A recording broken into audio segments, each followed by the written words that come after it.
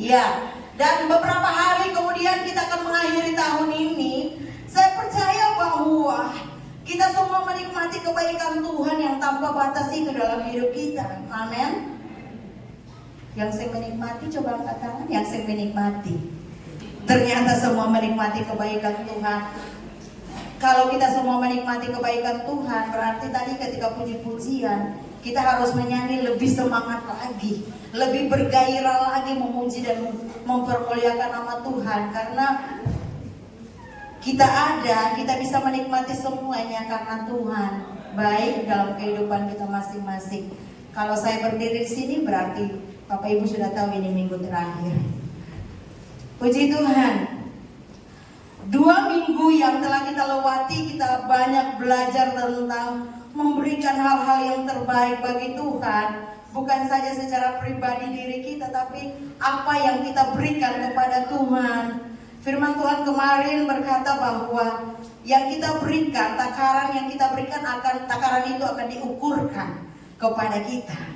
Jadi saya percaya bahwa ketika 2 minggu Bapak Ibu dengar khotbah, pulang pastinya secara manusia berpikir, waduh, kalaupun selama ini saya memberi yang saya sudah berikan masih saja kekurangan, apalagi kalau saya memberi lebih dari apa yang biasanya saya beri, bagaimana dengan hidup saya? Hari ini kita akan sama-sama belajar tentang kekhawatiran. Ya, kita buka di dalam Filipi pasal yang keempat, ayat yang ke-6 dan ayat yang ke-7. Filipi pasal yang keempat, ayat 6 dan ayat yang ke-7. Kalau Bapak Ibu tidak keberatan, masih pagi, kita baca bersama-sama. Saya jemput kita semua bangkit berdiri untuk menghormati firman Tuhan. 1, 3.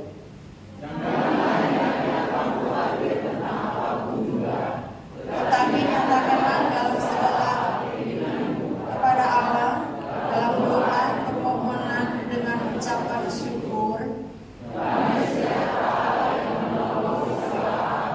akan memelihara hati dan pikiranmu dalam Kristus Yesus. Terima kasih Bapak Ibu, silakan duduk kembali.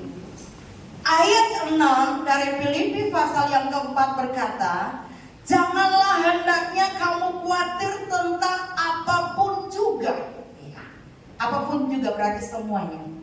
Tetapi nyatakanlah dalam segala hal keinginanmu kepada Allah dalam doa dan permohonan dengan ucapan syukur. Paulus menulis surat Filipi ini ketika dia ada di dalam penjara. Sebagai manusia, Paulus tentu pernah merasa khawatir. Dia ada di tengah ketidakpastian dan kesulitan, itu pasti. Ia pernah mengalami karam kapal, ia pernah dipukuli, Paulus pernah dipenjara. Dalam suratnya kepada jemaat di Filipi yang telah tadi kita baca 2 ayat, berkata jangan hendaknya kamu khawatir. Paulus di tengah-tengah masalah dan persoalan, di tengah-tengah dia ada di dalam kurungan penjara, tetapi dia berkata kepada jemaat di Filipi bahwa jangan hendaknya kamu khawatir tentang apapun juga, tetapi nyatakan hal dalam keinginanmu kepada Allah dalam doa dan permohonan dengan ucapan syukur.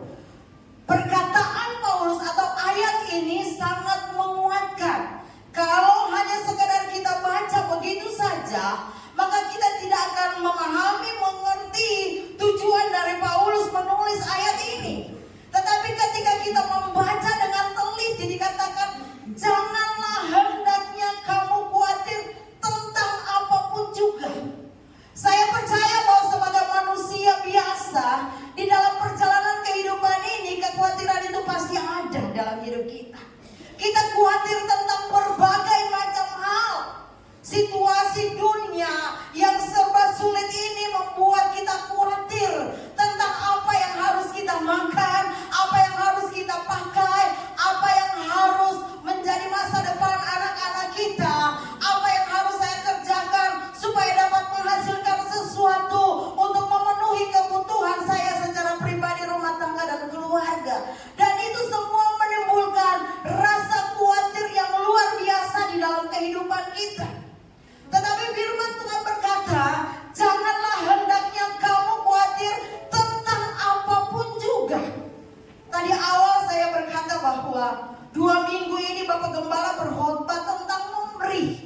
dan memberikan contoh-contoh bagi kita semua untuk mengerti dan memahami bagaimana supaya kita bisa diberkati oleh Tuhan. Dan kalau kita mengerti dan memahami, pasti kita berpikir secara manusia yang tadi saya sudah gambarkan, bahwa pastilah kita akan berpikir, waduh, kalau saya memberi lebih dari yang biasanya saya beri, pasti bagaimana dengan kehidupan saya? Pasti ada kekurangan. Pasti bagaimana? Kita mulai berpikir, mengelola pikiran kita secara jasmani, secara normal, itu tidak salah. Tapi kita lihat bahwa sebagai anak Tuhan, sebagai orang percaya, firman Tuhan menjaminkan bahwa jangan hendaknya kamu khawatir tentang apapun juga. Jangan kita khawatir dengan hidup ini. Kalau Tuhan bisa menciptakan kita, menghadirkan kita di dunia, bukan saja sekadar menghadirkan, tetapi Dia sudah memberikan jaminan bagi kehidupan kita. Bukti kita masih ada sampai saat ini. Bukti kita masih kuat sampai saat ini. Bukti kita masih sehat sampai saat ini. Itu bukti bahwa penyertaan Tuhan sangat sempurna dalam kehidupan kita. Kehidupan kita tidak mungkin lepas dari ketidakpastian, baik berupa keputusan besar yang harus kita ambil yang mempengaruhi kehidupan kita, masalah-masalah yang datang dalam keluarga, mungkin masalah kesehatan, bahkan mungkin kesulitan dalam keuangan. Tetapi Allah peduli. Minta maaf. Adalah hal yang tidak pasti. Kita harus belajar memahami bahwa kehidupan kita, Allah sangat peduli dengan kehidupan kita. Dia tidak akan membiarkan kita sendiri, berjalan sendiri tanpa bimbingan dan tuntunannya. Tapi kadang-kadang kita merasa sendiri karena apa? Karena kita melepaskan tangan kita dari tuntunan Tuhan.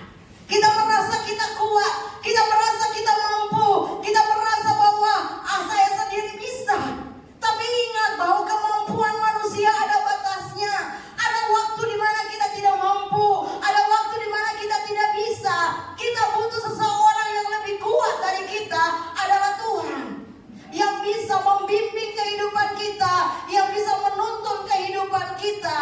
Ingat, sekali lagi saya ingin katakan, Allah sangat peduli dengan kehidupan kita. Amin. Dia sangat-sangat peduli dengan kehidupan kita. Dia mengundang kita untuk melepaskan kekhawatiran kita dari segala hal yang tidak pasti, dengan menyerahkan semua hidup kita kepadanya. Saat kita menyerahkan hidup kita kepada Tuhan, Allah melakukan, Dia tahu, dan apa yang Dia janjikan dalam kehidupan kita. Ayat yang ke-7, damai sejahtera yang melampaui segala akal akan memelihara hati dan pikiranmu dalam Kristus Yesus. Damai sejahtera yang akan berikan dalam kehidupan kita. Kita tidak perlu khawatir meskipun dalam kondisi seperti apapun, karena kita punya Allah yang setia. Bukan saja Dia peduli, tetapi Dia Allah yang setia, penuh belas kasihan. Ketika kita berada dalam himpitan masalah sekalipun, Tuhan tidak pernah meninggalkan kita sendiri. Tuhan mendengar dan siap mengabulkan permohonan kita. Dia tidak akan meninggalkan kita sendiri. Kadang-kadang kita merasa kita seorang diri. Kita merasa bahwa kita tidak ada kekuatan lagi untuk bisa berjalan. Kita merasa bahwa hidup ini begitu sunyi sendiri. Tapi ingat, di tengah-tengah perasaan yang seperti itu, Dia hadir dan memberikan kita kekuatan. Tetapi bagian atau kalimat yang berikut dari ayat yang ke-6 tadi,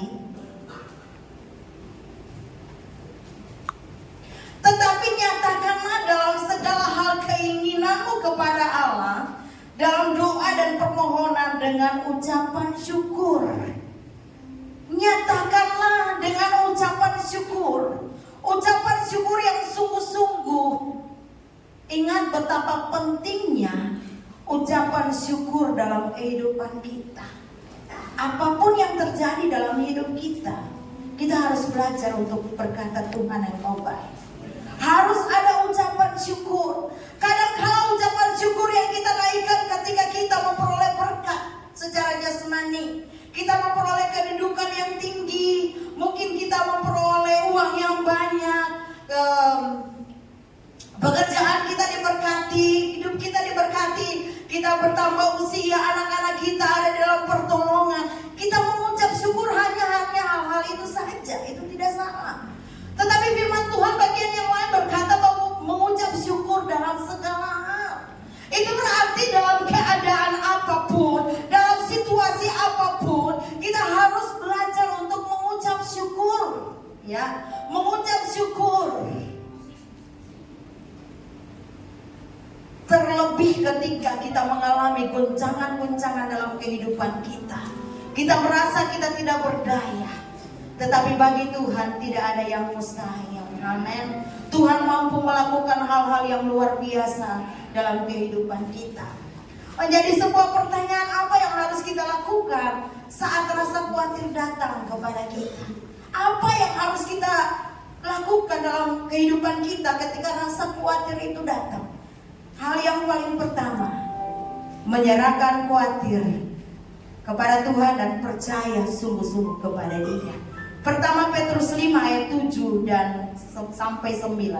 Pertama Petrus 5 ayat 7 sampai 9. Dikatakan, serahkanlah segala khawatirmu kepadanya, sebab Ia akan memelihara kamu. Amin.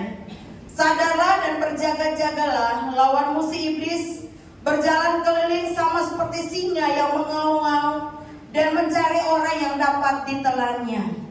Lawanlah dia dengan iman yang teguh, sebab kamu tahu bahwa semua saudaramu di seluruh dunia menanggung penderitaan yang sama. Kekhawatiran merupakan celah bagi iblis untuk masuk mengintimidasi kita. Dan tadi saya bilang, aduh ini kalau kita beri lebih, ini bagaimana? Iblis mulai mengelola pikiran kita. Janganlah jual seperti biasa saja. Tapi ingat, takaran yang kau ukur dalam memberikan itu akan diukurkan kepadamu. Jika engkau memberi lebih, maka Tuhan juga akan memberkati engkau lebih dari apa yang kau beri. Kekhawatiran, sekali lagi, kekhawatiran merupakan celah bagi iblis untuk masuk mengintimidasi kita. Oleh karena itu tidak cukup hanya berdoa supaya kita tidak khawatir, tetapi juga harus menyerahkan seluruh kekhawatiran kita kepada Tuhan. Bukan hanya berdoa, tetapi kita harus menyerahkan rasa khawatir karena kita sudah berdoa. Tapi setelah kita buka mata, kita bangkit dari tempat doa kita, kekhawatiran itu mulai datang. Kita lihat dengan mata jasmani kita di sekeliling kita, dan seakan-akan mempengaruhi hidup kita untuk merasa khawatir. Apalagi kalau ibu-ibu ke dapur, aduh minyak kelapa su habis, garam, beras tinggal di pantatong gitu. Mulai kekhawatiran itu mulai datang. Ketika lihat di dompet begini, lilis bila yang merah-merah su habis, yang biru-biru tinggal satu, terus yang hijau tinggal satu, terus ada tuh yang abu-abu paling banyak. Terus tahu sudah abu-abu pasti 2.000 paling banyak. Mulai rasa khawatir itu datang dalam kehidupan kita. Ingat bahwa kekhawatiran itu celah bagi iblis untuk masuk mengintimidasi kita. Saya mungkin bisa bersaksi beberapa tahun yang lalu ketika kami masih melayani di Eri, kami diizinkan Tuhan mengalami berbagai macam tantangan sebelum Tuhan memberkati kita sampai saat ini. Kami harus pergi dengan motor melayani di Eri, dan waktu itu kami tidak ada uang, sama sekali tidak ada uang. Dan di tangan saya waktu itu saya tidak pakai dompet karena memang saya nggak ada uang mau pakai dompet ini apa. Di tas saya hanya ada, kalau saya tidak salah, Rp1.000. Dan saya berkata, saya ingin memberikan persembahan ini dan kita tidak tahu nanti pulang nih makan apa. Dan setelah ibadah, sukacita luar biasa, lupa semua hal yang sementara terjadi.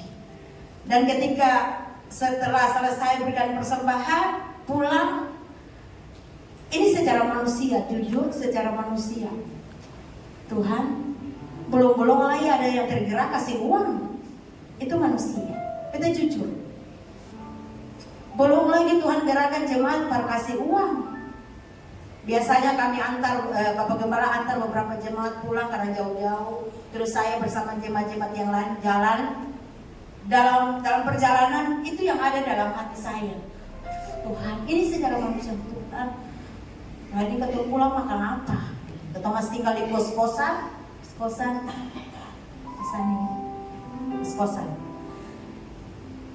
Sampai setelah semua jemaat sudah selesai, tinggal beberapa jemaat yang rumahnya dekat.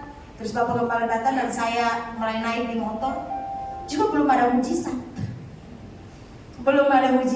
Tiba-tiba ketika Bapak Gembala mau gas, kita jalan. Tiba-tiba seorang ibu berkata, sabar.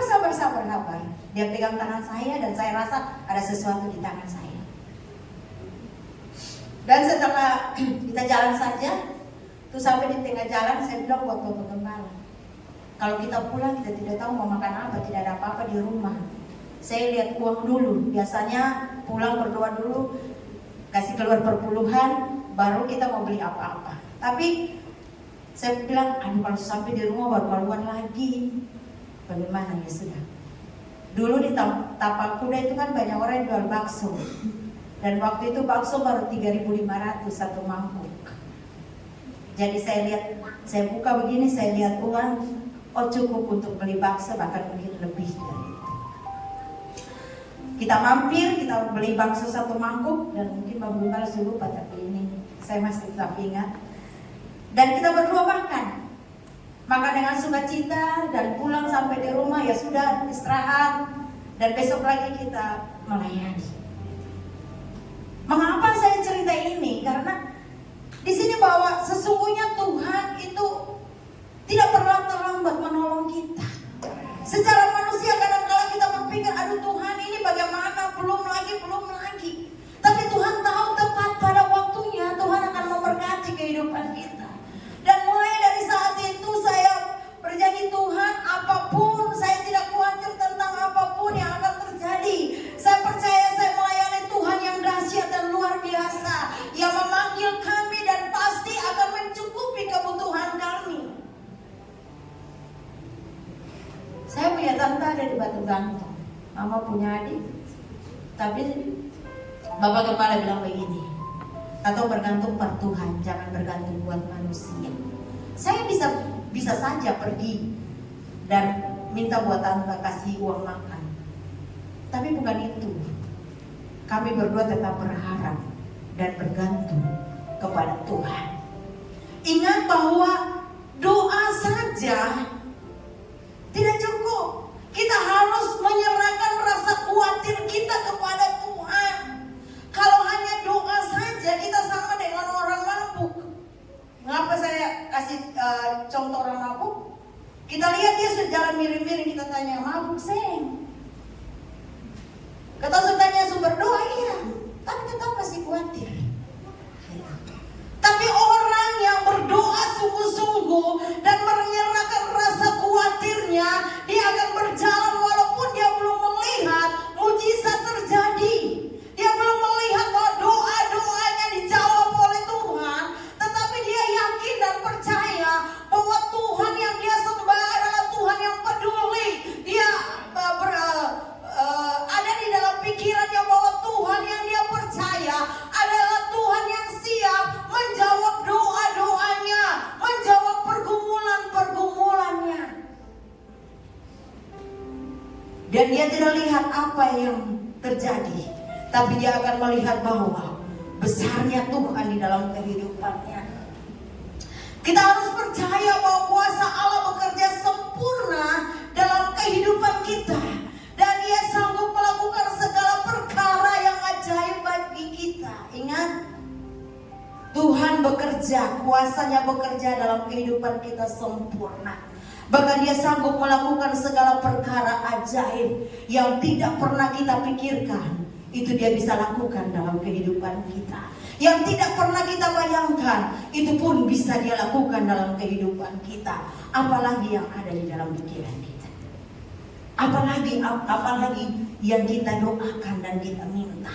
Kalau itu semua sesuai dengan kehendak Tuhan, pasti Dia akan berikan dalam kehidupan kita. Melakukan segala perkara ajaib dalam kehidupan kita. Menyerah dan percaya adalah hal yang harus berjalan seiringan. Artinya kita menyerahkan hidup kita dan harus percaya sungguh-sungguh kepada Tuhan. Firman Tuhan di dalam Mazmur 37 ayat 5. Mazmur 37 ayat yang kelima.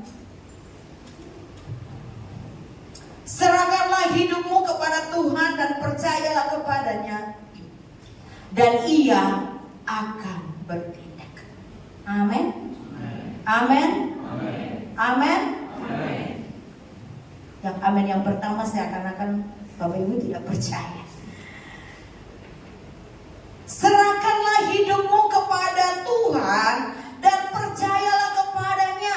Ketika kita menyerahkan hidup kita kepada Tuhan, percaya kepada Tuhan sepenuhnya, mengandalkan Dia, dan firman Tuhan berkata maka Dia akan bertindak. Dia akan mengambil alih seluruh masalah dan persoalanmu. Dia akan mengambil alih rasa khawatirmu.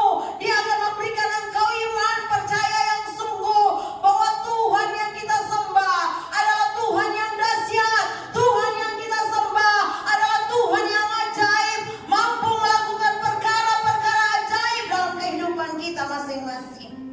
Oleh sebab itu, serahkan hidupmu dan percaya. Menyerahkan hidup bukan setengah-setengah, tapi sepenuhnya kepada Tuhan. Kadang-kadang kita menyerahkan hidup kita setengah-setengah. Akhirnya dalam perjalanan hidup kita banyak mengalami kegagalan. Tapi kalau kita menyerahkan hidup kita sepenuhnya, bahkan percaya sungguh-sungguh kepada Tuhan, maka Dia akan bertindak. Dia akan bertindak dalam kehidupan kita. Hal yang berikut, bukan saja menyerahkan kekhawatiran dan percaya kepada Tuhan, tetapi lawan dengan iman yang teguh. Lawanlah kekhawatiranmu dengan iman yang teguh. Khawatir adalah hal yang manusiawi. Semua orang mengalami kekhawatiran. Tuhan ingin agar kita melawan segala intimidasi dan rasa khawatir dengan iman yang teguh. Iman yang teguh adalah sikap percaya kita kepada Tuhan dengan penuh keyakinan dan setia dalam segala keadaan. Sekali lagi, iman yang teguh adalah sikap percaya kita kepada Tuhan dengan penuh keyakinan dan setia dalam segala keadaan. Bukan satu keadaan, dua keadaan, tapi segala keadaan. Apapun yang kita alami, kita harus memiliki sikap percaya sungguh-sungguh kepada Tuhan. Lawan bukan saja dengan iman yang teguh, tetapi juga kita menghadapi dengan kekuatan firman Tuhan. Melawan kekhawatiran dengan kekuatan firman Tuhan yang berkuasa dan terus memperkatakan kebenaran-kebenaran firman Tuhan di dalam kehidupan kita. Bukan saja kita melawan kekhawatiran dengan iman yang teguh, tetapi melawan kekhawatiran kita dengan firman Tuhan yang berkuasa. Terus memperkatakan perkataan firman Tuhan yang membuat iman kita bangkit, yang membuat kita merasa kuat dengan perkataan-perkataan firman Tuhan. Bagaimana kalau kita tidak pernah membaca firman Tuhan, lalu kita mau melawan rasa khawatir dengan perkataan-perkataan firman Tuhan? Kita harus membaca firman Tuhan supaya ketika rasa khawatir itu, ayat-ayat firman Tuhan akan datang kepada kita dan memberikan kita kekhawatiran. Seperti tadi, serahkanlah hidupmu kepada Tuhan. Percayalah bahwa Ia akan bertindak. Banyak perkataan-perkataan firman Tuhan yang akan memberikan kita kekuatan. Kalau kita tidak punya firman, bagaimana kita bisa kuat? Kalau kita tidak punya firman, bagaimana kita bisa melepaskan rasa khawatir dalam kehidupan kita? Itu tidak mungkin. Tetapi ketika kita memperkatakan firman Tuhan yang kita baca, kita dengar, maka rasa khawatir itu perlahan-lahan hilang daripada kehidupan kita. Karena apa yang kita imani itu akan terjadi dalam hidup kita. Kalau kita percaya Tuhan mampu dan sanggup memelihara dan memberkati kehidupan kita, maka ya dan amin, itu akan terjadi. Tapi kalau kita mulai ragu-ragu, kalau kita mulai rasa khawatir, maka hal itu akan terjadi dalam kehidupan kita. Karena apa yang kita imani itu akan terjadi dalam kehidupan kita. Ketika Tuhan menciptakan kita, percaya bahwa Dia merancangkan segala sesuatu yang terbaik bagi kehidupan kita dan menyediakan segala sesuatu yang kita perlukan. Amin. Ketika Dia menciptakan kita, ya, menghadirkan kita di dalam dunia, Allah telah merancangkan segala sesuatu yang terbaik dalam kehidupan kita. Bahkan Dia menyediakan segala sesuatu yang kita butuhkan dan kita perlukan. Kita hanya diberikan kemampuan untuk bekerja dan menghasilkan sesuatu. Saya biasa melayani di toko dan saya bilang begini, bahwa mungkin engkau merasa kalau kita sing kerja, kita sing makan. Betul. Kalau kita sing kerja, kita sing makan. Tapi ingat, kekuatan hikmat itu datang dari Tuhan. Kalau kita sing punya kekuatan, mana mungkin kita bisa bekerja. Dan kekuatan itu hanya diberikan oleh Tuhan dalam kehidupan kita.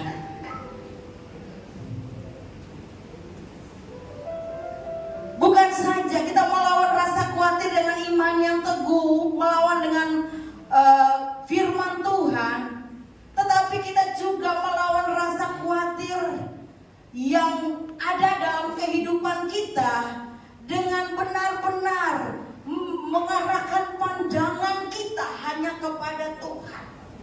Tidak melihat ke kiri dan ke kanan, tidak melihat besarnya masalah yang kita hadapi, tetapi mari pandangan kita harus tertuju kepada Tuhan, tertuju kepada Tuhan dan melihat betapa besarnya Tuhan di dalam kehidupan kita, betapa luar biasanya Tuhan di dalam kehidupan kita.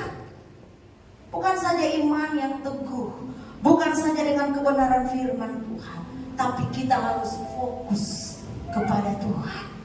Fokus kepada Tuhan. Jangan melihat ke kiri dan ke kanan. Engkau akan gagal. Tapi lihatlah kepada Allah yang dahsyat dan luar biasa itu.